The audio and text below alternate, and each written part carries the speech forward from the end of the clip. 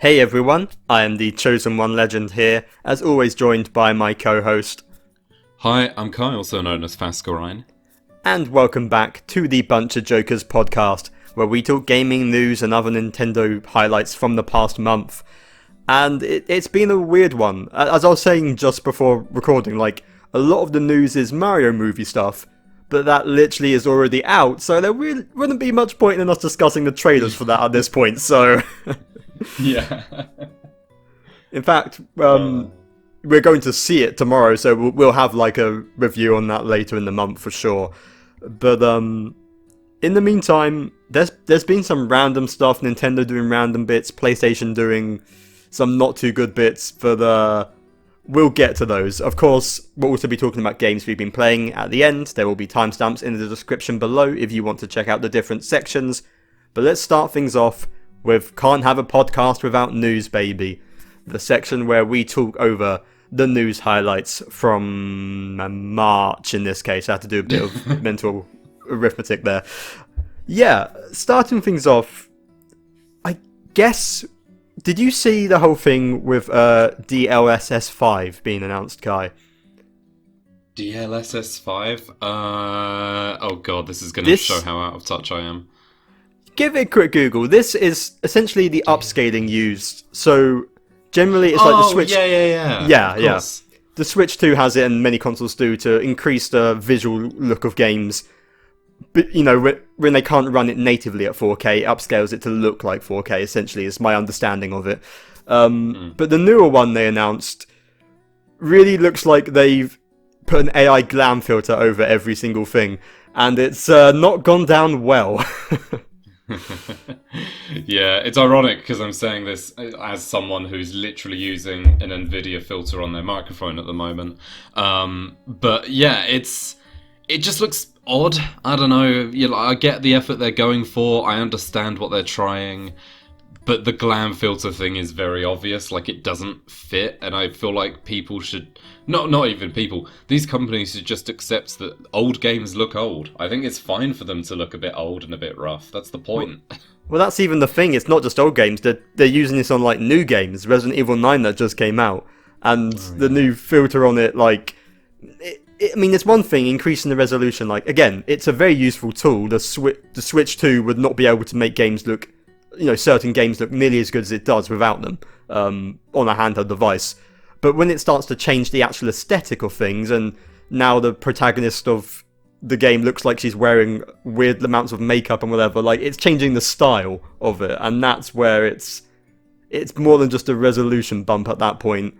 And even the developers from Capcom were like, yeah, we found out about this the same time you did. So... Wow, I didn't realise that part. Yeah, so when it's interfering with the visual core of the game that the developers worked on beyond just increasing resolution, it's going to be controversial. So I don't know how much this is going to go through, how many places will be using it, or if it's going to be run back because it got a lot of negative press. But it does show that as great as sort of upscaling features can be, there's a limit, and we think we found it. Yeah, I think this is basically it. Games are how they're meant to be. Putting these AI filters on, like you say, drastically changes the style of these games. And I don't see why they need to change that to make them all look... Quite frankly, they all end up with the samey look when you run them over AI. Yeah. It's not even it's just making them sharper, which I think was the point. It's not making it sharper, it's changing how it looks. Yes. If it was just making it sharper, I would see an argument for it, but I don't think that's happening here. But speaking on that note, speaking of upgrades that just make things sharper, literally days after this controversy, Nintendo stepped in and was like, we're gonna seize the moment for some great press here, and they added a handheld boost mode to the Switch 2, where now you have to tick it in the options. It's weirdly hidden away, but you can now play Switch 1 games on the Switch 2 in handheld, and it will force them to essentially what was TV mode for that game. So it will be 1080p full resolution on the Switch 2 screen. And this is a game changer. I was, as I'll get to, I was playing Three Houses at the time. In handheld, that game, anytime you've got a person in the background they're like a mess of pixels, and now suddenly it's a person. They have a face. It's games like Xenoblade 2, which in handheld play was really bad, is now viable to play in handheld on the Switch 2, and it looks just as good as it would have done on the TV. In some cases, I think it even kind of looks better on the smaller screen. So like this is just like a random update is kind of huge for backwards compatibility. I've not even tried this since it's come out, but you say you've given it a go, and like, I mean, yeah, I think the key is like the Switch can be used both on big screens and on the small one on the gamepad, and especially if you're managing to make that gamepad visual look good, like that's such a strong point to be at, especially after that other reveal. It's because the funny thing is the Switch for the up until now, Switch 1 games actually looked worse on handheld on the Switch 2 because it's a 720p image that's been stretched out to a 1080p screen. I'm terrible with the tech things, but that's my understanding with it. So games would look blurrier because they're stretched out a little bit more. But now not only does it fix that issue, they again look as good quality as they would have done on the TV in 1080p. Games like, now technically this one's redundant now because it got a Switch 2 patch, but Hollow Knight, for example, was one that when I played that in handheld, text was like slightly blurry or stretched out. That would be perfectly fine. Even the funny thing is, the whole Xenoblade Chronicles X got that Switch 2 patch, the Switch 2 edition, which was not actually the best because it uses some weird filter to upgrade it. The Switch 1 version actually looks better in handheld than the Switch 2 edition with this upgrade. I think that speaks more on how bad the Switch 2 patch for that was. But that is, funnily enough, a great example of it looking so much better in handheld again here. So it's kind of one of these features that almost feels like it should have been there at launch. Like, if you'd said this at launch, this would be a huge selling point to your Switch 1 games look better in handheld now on the Switch 2. But hey, even if it's late, it's out of nowhere, and it's tucked away in a menu option so most people won't even see it, it's cool as hell that they did it, so... Yeah, I feel like they should be highlighting it more. I don't know, You'd think. Yeah, I guess because it's not like a flashy thing, but it's a big deal, Yeah, no, it's literally an increase in resolution to every Switch 1 game, and things like, Tomodachi Life not getting a Switch 2 edition, for example, like... That's not going to be a problem in handheld mode because it will run like it does on the TV. So it's, it's just a good feature to have, really. Nice. Next up, this is a really random one, but I'm telling you, this is just like a mix match of news things I could find. You like Minecraft, Kai? I like Minecraft, yeah. Well, at Chessington World of Adventures, a UK theme park, they are now having Minecraft Land as a new world there.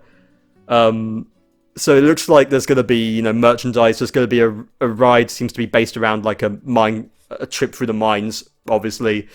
Sure. I mean, I'm going to be honest, I think it's going to do extremely well. Oh, yeah, thing is, I'm a huge theme park fan. I used to go to Chessington a bunch as a kid. It's only like 40 minutes drive from where I live. I don't tend to go there as much now because Chessington's generally more, again, this is a very UK specific thing, but Chessington's generally more like the family kind of oriented one, whereas I tend to go for Fort Park, which has like the bigger roller coasters and that.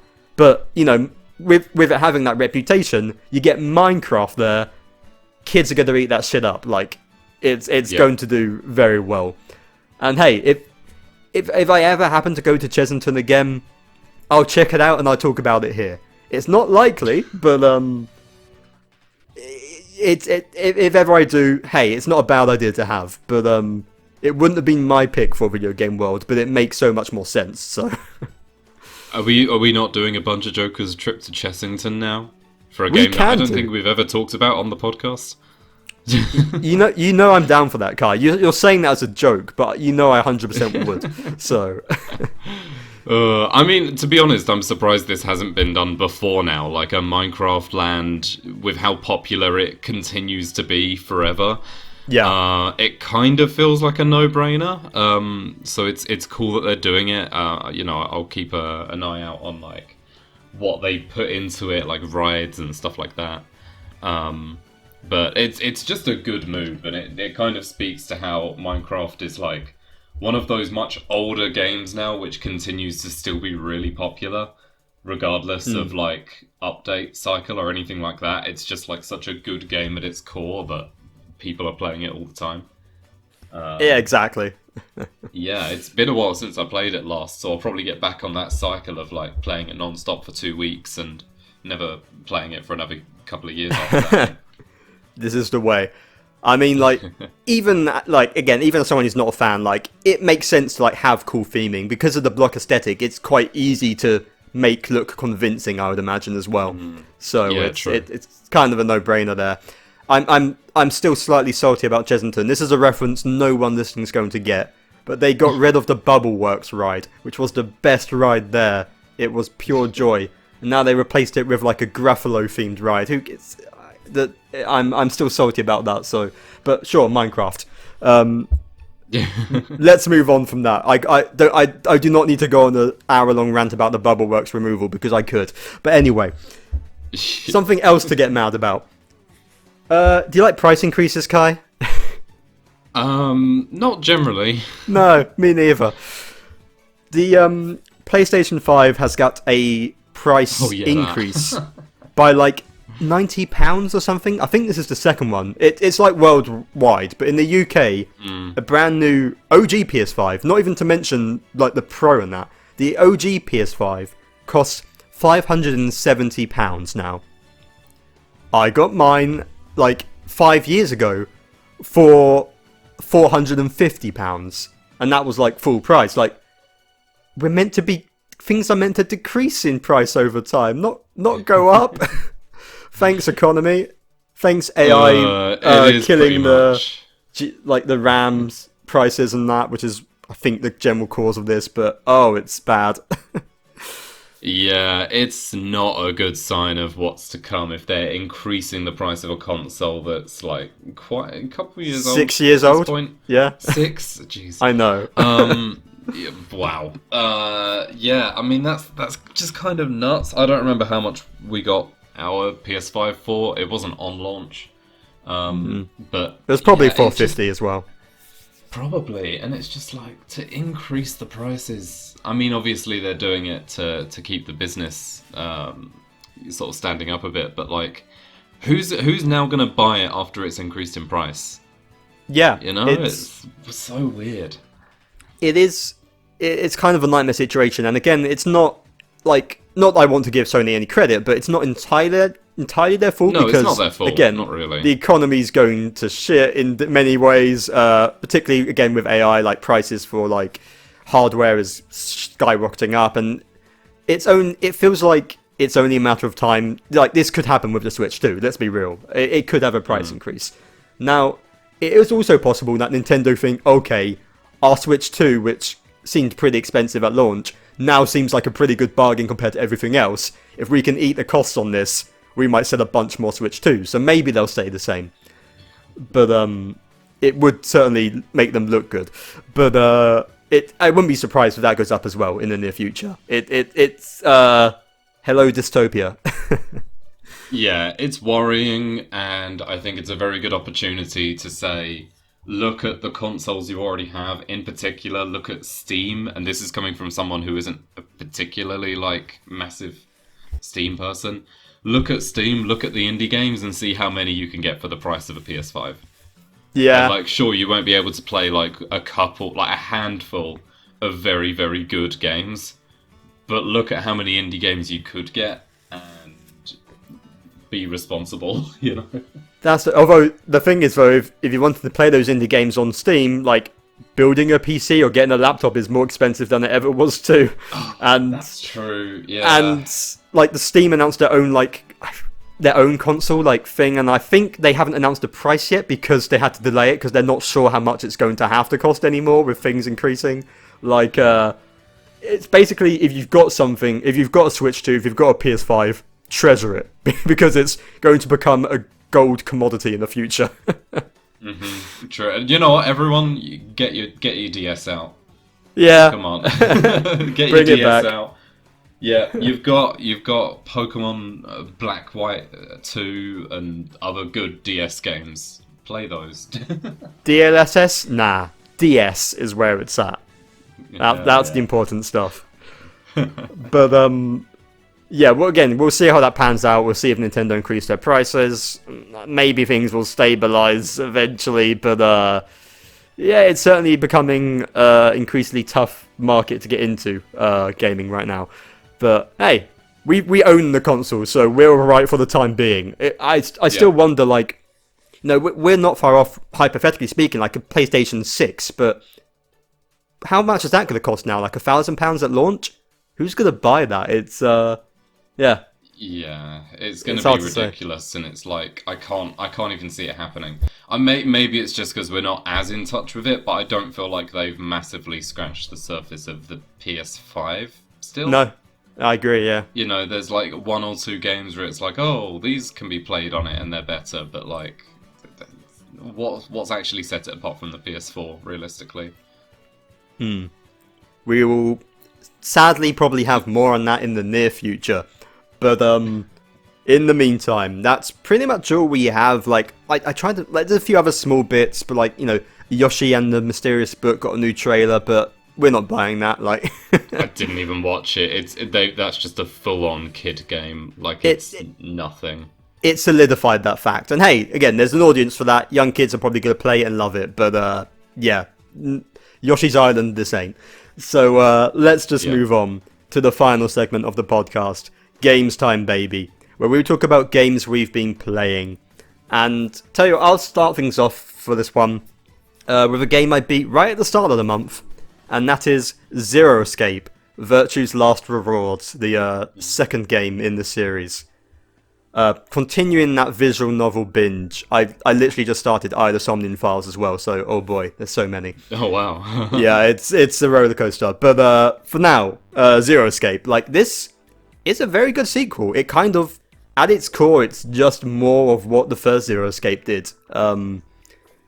You've got escape rooms, you've got people, again, I won't go into any spoilers, but you've got people trapped in the place, and there's numbered doors, and they've got to get out, and there's multiple routes you can take, and you'll learn about different characters and different orders depending on how you do things. The flowchart's even bigger this time. It's a very fun time. I do think it's not as good as the first game in a few areas. Yeah. One of the key ways is visually they changed from 2D sprites to 3D models, and oh boy, they're ugly as arse. It's even for the fact it released on 3DS. Like, again, I've played 3D Ace Attorney games and that. You can do a lot better than this. Some characters get off better than others. Like 5, for example, her model looks not too bad, but then you've got like Luna and her hair's just like a blob, like a block. It's the rare moments you do see 2D sprites, you really wish, oh boy, they should have stuck with that, because the character designs are great. It does not do them justice. And the funniest part is there's a few rare moments where they try to do like split-second cutscenes where like characters are fighting or something, and it looks even worse there. It's very funny. Yeah, I don't know what they were thinking there, but again, you can get over that. It's a visual novel. You're not there for like the key graphics either way, so it's fine. And the escape rooms themselves look good, and they all play well. I was able to relatively big brain when I wasn't doing it on stream. It was a nice change of pace to the first game. It was challenging, but nothing too crazy. It gave you the tools you need. There are limits. Of course, this would have been better on the 3DS with a touch screen to like scribble notes and that, but you can get by on Steam. Still fine enough. And it does, like, again, the story's really compelling. I loved all the characters, the way their stories ended up, the sort of piecing together in different orders, which again, someone else's playthrough will be completely different. That was still just as satisfying as it was in the first game. I do think it suffers a bit more from the fact there are so many branching paths in this one. And particularly, as I recall, in the first game, there's only every ending you can get to first time, with the exception of like the true ending. You have to beat the other ones first. Correct. Yes. In this game, pretty much every route you take, you'll be stopped by, hey, you can't do this yet, come back to it later. which makes sense, and it's very satisfying and cool to like figure stuff out and then be able to come back to it later. Like, that makes for a satisfying gameplay loop. But it does also mean you are like jumping between routes constantly, and the pacing is definitely killed a little bit in the process, I suppose. You rarely ever just get to go. Don't think you ever get to just go straight through and do an ending in one go. Not to my memory. Apart from, well, there are some game overs I think you can get, but they're like boring game overs. And I'm just saying, once again in this route, I actually picked the true ending first time. You can't do it the first time, but hey, pro gamer, what can I say? You've done it twice in a row. I don't know how you've done it. The chances of you... So you did, unintentionally, you did the perfect route in the first game. And I think I calculated it to being like a 1 in 400 chance of you doing that if you were to choose randomly each time, which you kind of... there was a bit of logic, but like, you didn't know what was going to be what. Oh, yeah. And you've done essentially the same thing here, where you've just randomly picked the... Oh my... I don't know how you do it. I don't know how. It's like my secret ability. It's my... If I was in Danganronpa, that's my ultimate. Just picking the right route first time. Let's go with that. But it's still, like... Even though it did slow the pace down, and that... Like, again, it's still... There's some crazy stuff happening. And they play around with the fact that because you've played the first game, you kind of know... To an extent, what's happening. You have a gist of concepts going on they're exploring, so they're able to explore those concepts a little bit earlier than the first game did. And whilst I don't think it ends in as satisfying of a way as the first game did, it feels a bit more open. And it does maybe get a little bit too convoluted for its own good. There's nothing as cool as, like, the reveal of the first game and the realization that game has. Like, there's nothing on that level that they're able to pull off here. But it's still really cool. There's still some crazy twists. There's still some big oh shit moments.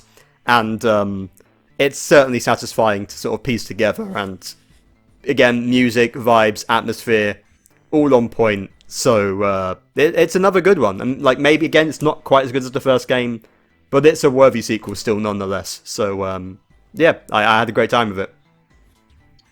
Yeah, I mean, speaking on that, because it's a game I'm very familiar with, and it's yet another very good story game that I spoiled myself on stupidly because I didn't realise it was something I'd be interested in. Yeah, I mean, like you say, the visuals are probably the weakest point of it, because this was in that era of like when the 3DS came out and everything was like, oh, we need to go 3D and make it 3D and everything's 3D, and like a lot of series did that. I mean, even like Leighton and Ace Attorney both did that. I mean, they did a little better, to be fair, but it was still kind of weird. Especially in Leighton's case, and this was just so much worse because they were like, oh, we need to make it 3D. To my memory, there's nothing in that game that would have warranted it being 3D graphics.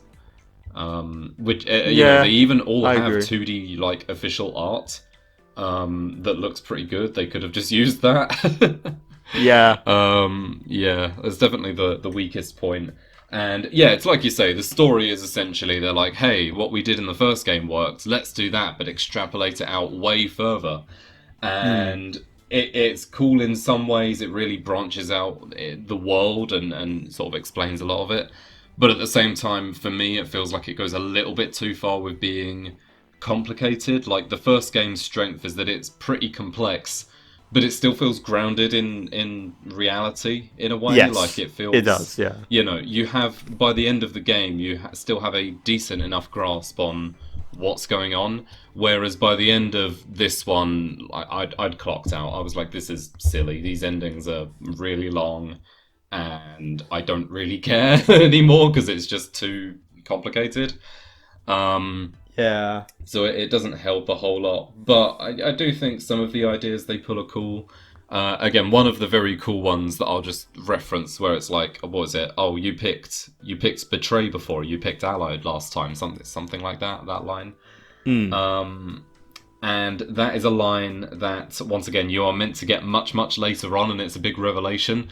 You got it almost immediately, and that kind of was like, you know, it's like a big plot twist happening 10% through the game instead of right near the end, as it goes. That's how it works.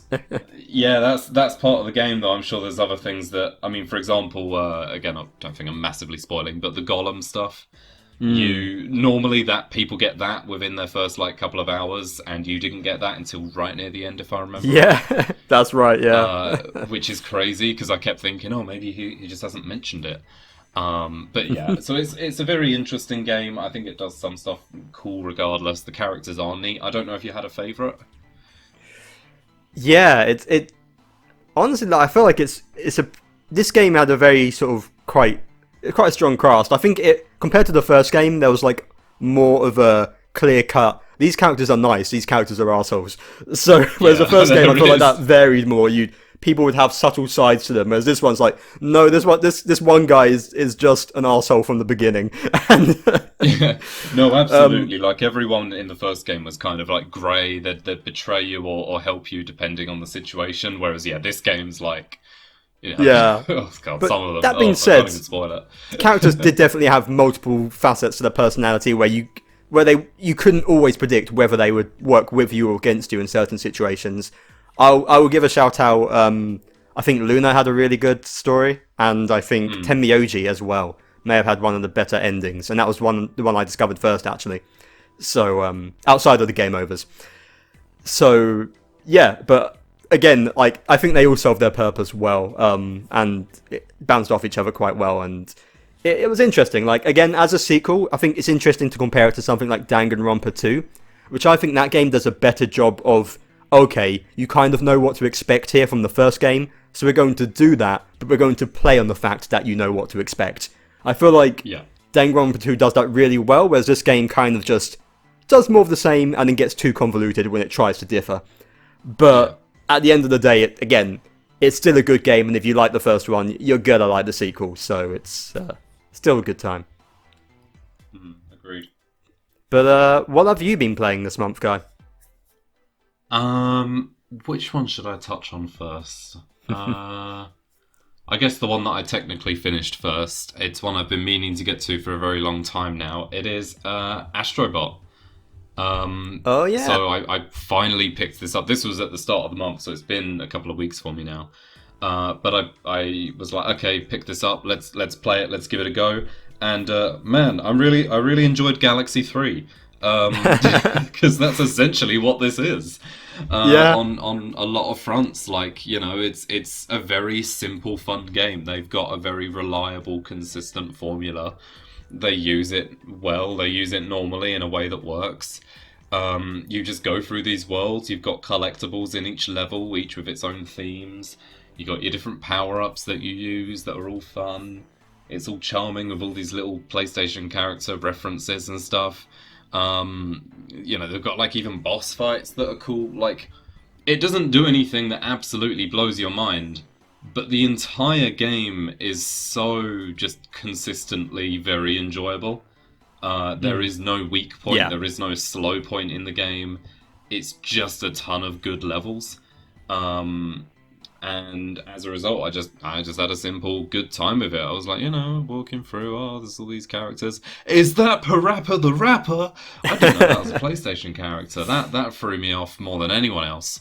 But yeah, so it was just a simple, fun game.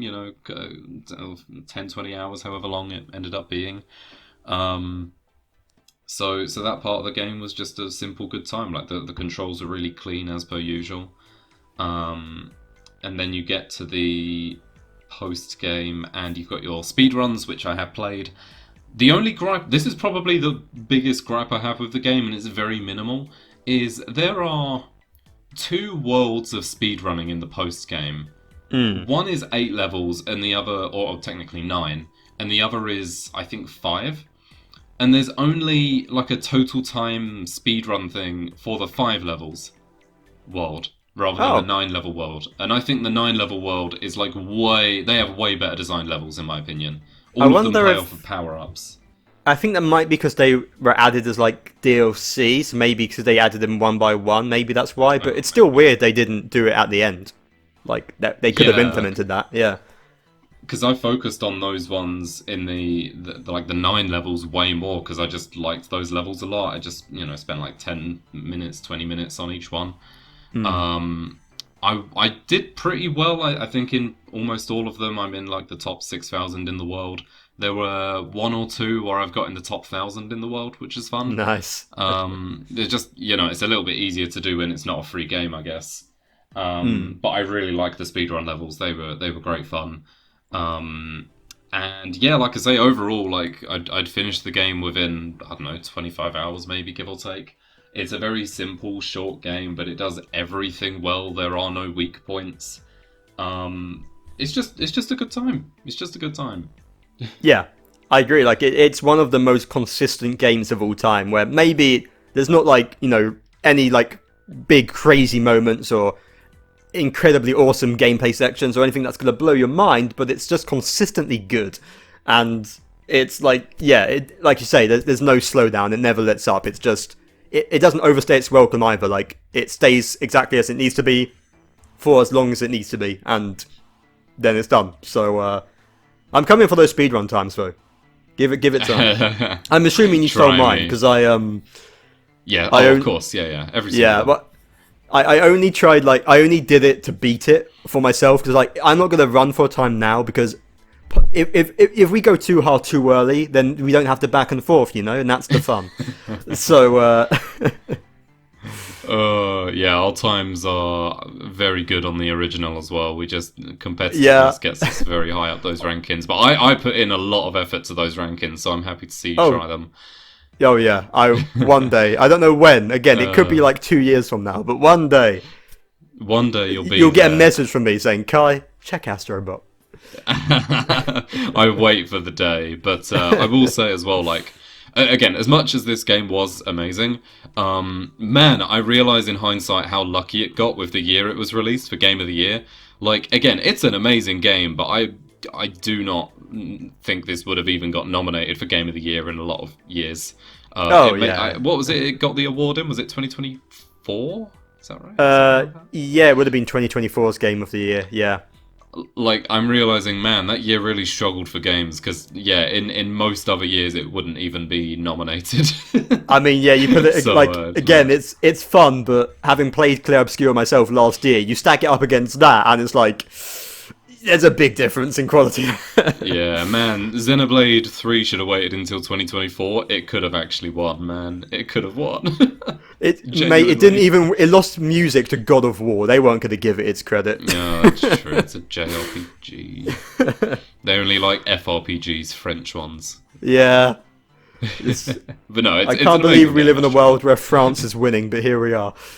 I guess let's move on to. I'll bring up with my final game I want to talk about here. Talking of RPGs, tactical ones in this case. We're going back to an oldie, Fire Emblem Three Houses. I played for the last time. I did my third and final planned route, Black Eagles this time. And the funny thing is, again, this was the first game I ever talked about on the podcast back in 2020, doing Golden Deer. I did Blue Lion's route I talked about back in 2023. And on that video, I only just found out recently, I made a joke where I was like, see you in 2026 for Black Eagles, I guess.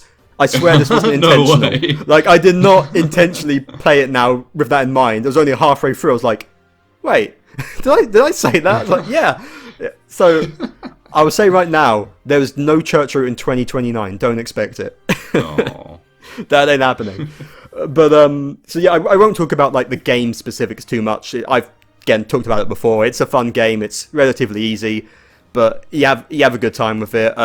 The monastery stuff maybe does get tiring on your third route. That's even having them spaced 3 years apart. I don't know how people like binged it at launch, all 3 routes and stuff. But hey, it's still a fun time. Black Eagles though. Oh yeah, that's the worst route. Like, I went into this optimistic because I'd heard like a lot of things. I feel like a lot of people really adore this route because they simp for Edelgard. Like, let's be real here. Yeah. But conversely, I feel like a lot of Fire Emblem fans hate this route because they're annoyed that people like it because they simp for Edelgard. So I feel like it's hard to find good faith judgment on this sometimes. So I went into it thinking, okay, I know it's shorter, I know it has problems, but I still expect it, like, I thought, like, hey, it's still going to be a good route. It's really not. Like, again, the core game itself is fun, you're still going to have a fun time playing it, but it is far and away the worst route, just in how weirdly missing its things are. And I'm going to talk spoilers for the game here. I feel like at this point it's been enough time. Skip ahead in the timestamps if that bothers you. But just the fact that, like, it misses, like, the most iconic moments of the game. The Battle of Gronder Fields, like, post-time skip, where you're all free. I had no idea that just wasn't in this route. Like, what the heck? That's like what this game was marketed on. Why is that not here? It's... And not only that, this one, maybe it's less important, but it bothered me more. Reunion at Dawn. Also just not there. Like, that moment where post-time skip, you one by one meet your new party members, you see their new designs as they keep joining you, and you hear Chasing Daybreak for the first time, which is a great music piece. Like, that did such a great job at, like, setting the tone of the post-time skip, and things have changed and your characters have changed. And in this game, like, no, it's just not there. You just back to the monastery. Hey, everyone's here. How you doing? And then you back to business. Like, when I heard it was shorter and, like, it was missing moments, I didn't think it was missing, like, these key moments. It's really weird. And also I just like it's interesting from the perspective of you are kind of like playing as the bad guys from the other two routes. Like, it's an interesting concept, and I think it does do some things that make it feel unique with that. But I really don't think it does enough to justify making that decision.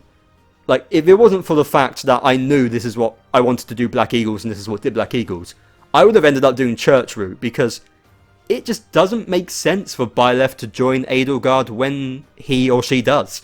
It's... Considering everything you've known about those who slither in the dark, what happened to your father and that Edelgard's working with them, you don't even get, like, an attempted explanation of, hey, I can explain all that stuff later. Like, it doesn't even address it. You just like, do you want to join them? Like, why the heck would Byleth join them? But I guess I will, because I'm doing Black Eagles. And the thing is, I think the seeds are there. I think they could have made it justifiable. I think there are things you can leverage, like, as to why the church could be bad. There are things to do with why, Byleth's father never trusted the church. Like, there are things you could leverage to make these decisions make sense and to make a good route. They had the seeds, they just didn't plant them, probably because they didn't have the time. It's rushed, is really what it comes down to. So, I don't feel like it ever does enough to justify why the church are bad, or why Byleth wants to join with those. Things like Monica, like, there's the whole chapters where she spends such a few chapters buddying up with Edelgard, and then she betrays you. And in the other routes, that's not really addressed, but it makes sense. In this route, like, you're on Edelgard's team. Like, she's part of Black Eagles, but there's no further expansion on that. There's not even one line from Edelgard afterwards saying, I can't believe Monica betrayed us. She just doesn't address it. And it's stuff like that. I'll stop this rant soon, trust me. But it's just stuff like that. It really, you feel how much this was rushed, and that they didn't have the time to make this route a route. And whilst I had problems with Blue Lions for the same effect of, I don't feel like Blue Lions had enough cutscenes and had enough time to execute the ideas it wanted to. I don't think Black Eagles had enough time to even try the ideas it wanted to, never mind execute them. And that's why it just feels half-baked. I didn't even mention the fact that you don't even deal with those who slither in the dark. An integral part of Byleth's character. The game just ends without addressing them, or dealing with them. Yeah. It's even worse than that happened in Blue Lions route. So everything about this just makes it like there's no such thing as objectivity in this game, but this is objectively the worst route. And in my opinion, Golden Deer is like objectively the best one. It's the contrast between all the routes is just so baffling to me. And I don't think it's even because I did the other routes first. I don't think it's even that bias. I just think it's the way they panned out and the time they had given to them. But again, I still enjoyed it. But I liked the characters in Black Eagles. I liked getting to know a different set of students. There were some nice support conversations. There were good ideas that it almost tried, but at the end of the day, oh boy, play Golden Deer. Yeah, I mean, Crimson Flower is an interesting one because, like I say, it was rushed and had cut content. But to play through the entire Academy phase again, just for 6 chapters that like kind of brushes over everything, Yeah. it's not worth it. It's simply not worth it. Especially, like you say, for all of the story inconsistencies that suddenly come up of like, oh, Byleth's just chill with all of this now, apparently, Yeah. I guess. And like all of these other things are just swept under the rug. It's kind of mad. And I can only talk on this from the perspective of I've not played Crimson Flower. I have played Silver Snow. I played that a couple of years ago. I probably talked about it on the podcast. I'd be surprised You if I did, yeah. didn't. Yeah, but like that one is equally strange because it's like it basically does a lot of the things that Crimson Flower doesn't, and then doesn't do a lot of the things that Crimson Flower does. It's a very similar one to the Golden Deer route, except again, there's no Battle of Gronder Field, and you're missing a couple of other things that are basically just copies but worse because Claude's not there. Yeah. It's just kind of strange. I mean, it does work in the end, but it's kind of underwhelming because it's a directly worse route than Golden Deer. And I think it's clear that both Verdant Wind and oh god, what's the Blue Lions route name? I can't even remember now because I've been playing. I've just been referring to them as Blue Lions because I never remember the names. Yeah, but those 2 routes both do slightly different things that are both pretty good. And then it's just like, this had the potential to be really good as well, and then it's just not. It's just really short, and it's like, this could have been a real good conquest route, and it just runs for everything like it's nothing. I don't get why. You know, and like I say, the closest you get to like those who sliver in the dark and resolving those things is like a post-game text box with Yuritsa, who wasn't even in the original game. I think that was like a free update. Also, you only have like 6 chapters to even try and get him up to like S rank. So. Oh god, yeah, that's really hard too. You have to go out of your way to do it.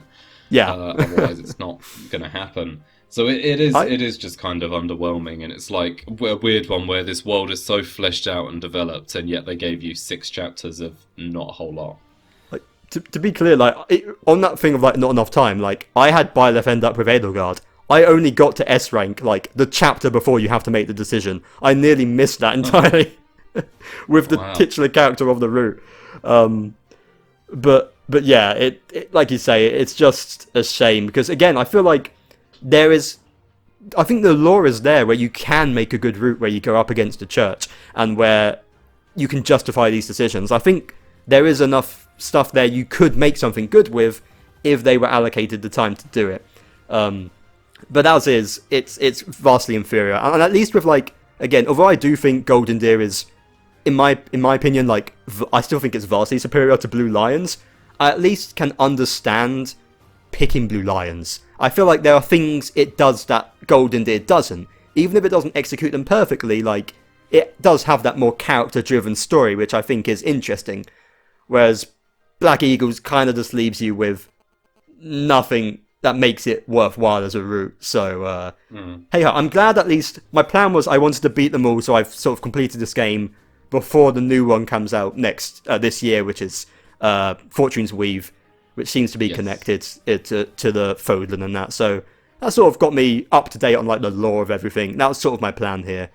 I'm glad I did it, but also, yeah, you can just Google this one probably. Look up the scenes on YouTube, that'll do it. There's not much there, so it won't take you long. Agreed, yeah. That being said, my rant over. I was preparing for that one for like a week. Anyway, go on, Kyle. Did you say you have something else you wanted to talk about? Yes, I have one more. Yep, go for it. And it leads me on very nicely, because Fodlan is this world of like, I feel like, regardless of how well it's executed with the story, I think it's one of the best developed worlds in any video game I've played. I would argue it's better than like almost any game I've played, you know, especially ones that are very story driven, just because there's so many different facets, and it's like sometimes they'll just give you a piece of information where you're like, this is completely irrelevant to anything that's happening in the story, but it shows that they've made you think about the world and it's really alive, even if you're not directly doing everything. There's so many moving parts. I think that's its biggest strength, regardless of how the story actually does that. And as a result, the world is so vast and usable that they made a whole nother game that we've both played, Three Hopes. And basically what I have nowadays is what I call like treadmill games, where trying to keep myself fit, I put my treadmill under my standing desk and I'll just play a game while walking for a couple of hours. Yeah. My original game that I did for that was Xenoblade X and Mario Kart World.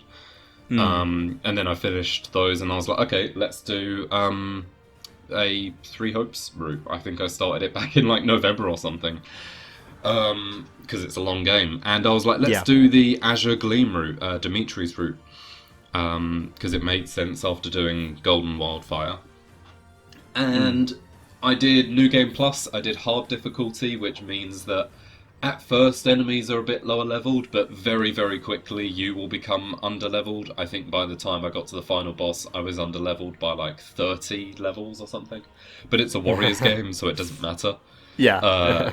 And like I say, New Game Plus, so I had like pretty strong weapons that I could use from the very beginning. Everything was upgraded, so I got to skip a lot of parts because of that. And I guess it's another interesting one. We're talking about more Three Houses story here, pretty much. And it's interesting how they do this story differently. Now, I won't spoil it massively what exactly happens, but you can probably imagine the rough structure it follows. And I'll start with my main gripe, that a lot of this route, maybe it's just because I've already played the first one, but my issue isn't actually with the ending, which was the biggest complaint I remember when the game came out. My issue is that most of the game feels like filler. And not necessarily like the mini battles within chapters, because those are, that's padding out gameplay, I get that. It's like half of the end of chapter battles, the big ones that are meant to have loads of significance, in Dimitri's route especially, are just like, oh wait, we've got to go to a different part of our territory because there's rebels. And then, oh, we've got to go back this way because there's rebels in this direction. And then we'll go back this way because Edelgard's there. And then we're going to go back and fight more rebels. And it just feels like you don't get anywhere. I mean, Golden Wildfire had a similar issue where you're kind of just like, okay, we're going to go to the Great Bridge of Myrden. Almyra's attacking, we're going to go back there. Oh, back to the bridge again. Oh, back to Almyra, back to the bridge. Oh, those who sliver in the dark are here now. And it kind of feels the same in that route, where you just don't get anywhere for most of the game. Like, there isn't enough happening, and they do try and pad it out with some interesting plot points. In particular, they do characters very, very well in this game. But the actual plot, it was like, man, the number of chapters that were actually significant was probably about a third of the game. And everything else was just like running back and forth between areas that you didn't massively care about. So that was its weakest point. But like I say, characters, I mean, you already know this from the other route, but they do characters very, very well in this game. Almost too well in a way, because they kind of get rid of any negative traits that any character had. And the characters are like, oh, I'm resolved to not be like that anymore. For example, Sylvain's like, I'm not going to hit on women anymore. I'm a lord, and I'm going to liberate everyone. And it's like, they're making him a nicer character, and it's not like they, I feel like they should grow, of course, but it kind of happens a little bit too directly for my liking. Lauren's is one where I think they did it a little bit better, where he develops this sense of responsibility. But in some cases, it's just kind of like, yeah. But no, other characters are great. They do a lot of focus on like the relation between Dimitri and Felix in particular, more than Dudu, which I was a bit weirded out by. But Dimitri and Felix get a real kinship, especially because Rodrigue, Felix's father, is kind of around for a lot of this route. Like, he's very, very present. That's kind of... He has a lot of roots with Shez, actually, which is really cool too. That's kind of interesting, because just a small tangent side thing. I sort of ended up recruiting Felix on my team, so for this time, so I had him going against Dimitri and that. So there were some interesting bits of dialogue to do with that. Golden Wildfire spoilers, by the way. Oh no, on my current route of Three Houses, I mean. Sorry. Like I recruited him to my team on Three Houses. Yeah, just because Right, Byleth has high swordplay and he likes that, so he's quite an easy I get. didn't know you could get Felix on Crimson Flower. Interesting. Yeah, and it definitely like those recruit characters have really interesting bits of dialogue to do with that. So him sort of his sort of ideas and thoughts about going up against Dimitri were interesting in this route. So I feel like it'd be interesting. Their dynamic is quite good, is what I'm saying. So it's cool that Three Hopes explores that more. Yeah, they do a whole lot more with that, and just again, all the characters in general are really good. The new supports I think are very interesting in a lot of cases. They explore like new sides to these characters. This is the route where you get Seteth and Flayn as characters, because to my knowledge, I'm pretty sure they're not available in either of the other routes, and they don't. And this is also, again, to my knowledge, the only route where you're like close with Rhea. And none of them, or anyone in the church, really does anything. Like, they are out the way the whole time. Whenever you are somewhere, they just mention in a bit of dialogue, they're like, oh, the Church of Seros is helping us over in the other direction, fighting off some random troops. And it's like a bit of a weird missed opportunity to do more with them. In my mind, I've written this out quite a few times already, but I was like, it's kind of weird how they let you recruit certain characters, but not others.